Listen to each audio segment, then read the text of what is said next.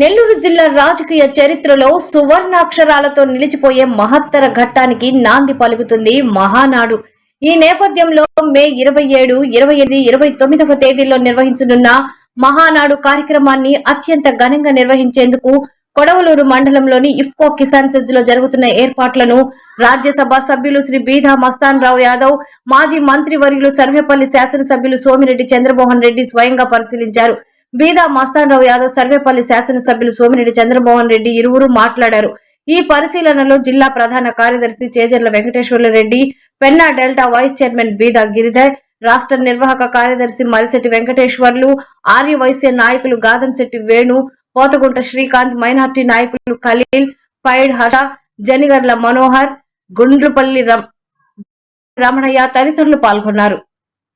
27, 28, 29 Telugu Desam party Mahanadu ప్రతి సంవత్సరం మేమైతే చిన్నప్పటి నుంచి పోతూనే ఉన్నాం మహానాడుకి. ఇప్పుడు ఇక్కడ ఇఫ్కో కిసాన్ SCZలో మహానాడు మెయిన్గా ఏంటంటే దీంట్లో 200 acres బహిరంగ సభ ప్లస్ ప్రతి నార్త్ సైడ్ నుంచి వచ్చే వెహికల్స్కి ఇక్కడ ఒక 100 acres car parking, side Rayalaseema నుంచి ఇటు దక్షిణాన్ని నుంచి వచ్చే వాళ్ళకి ఇక్కడ కార్ పార్కింగ్ 100 acres, అంటే 200, 400 acres, మళ్ళీ అడిషనల్ కార్ పార్కింగ్ ఇంకో 100 acres. సో ఆల్మోస్ట్ 500 acres అవైలబిలిటీలో పెట్టుకుంటున్నాం. 13వ తేదీ ఇక్కడే సిట్లో మీటింగ్స్ పెట్టుకుంటున్నాం.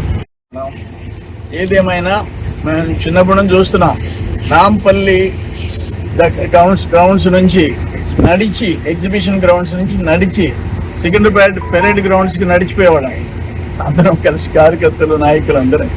అది ఒక రోజులు, పాత రోజుల్లో పల్లా శ్రీనివాస్ గారు అందరం కలిసి మహానాడు భారీగా విజయవంతమయ్యేటట్టు రాష్ట్రంలో ఫస్ట్ టైం నెల్లూరులో అనేక సభలు, ఎన్టీఆర్ గారు వస్తే బిఆర్ కళాశాలలో 92 బిగినింగ్లో సారా వ్యతిరేక ఉద్యమం అప్పుడు భారీ బహిరంగ సభ ఎన్టీ రామారావు గారు, ఇంకా మహిళా సదస్సులు, పోరాటాలు, అనేక ర్యాలీలు నెల్లూరులో జరిగింది.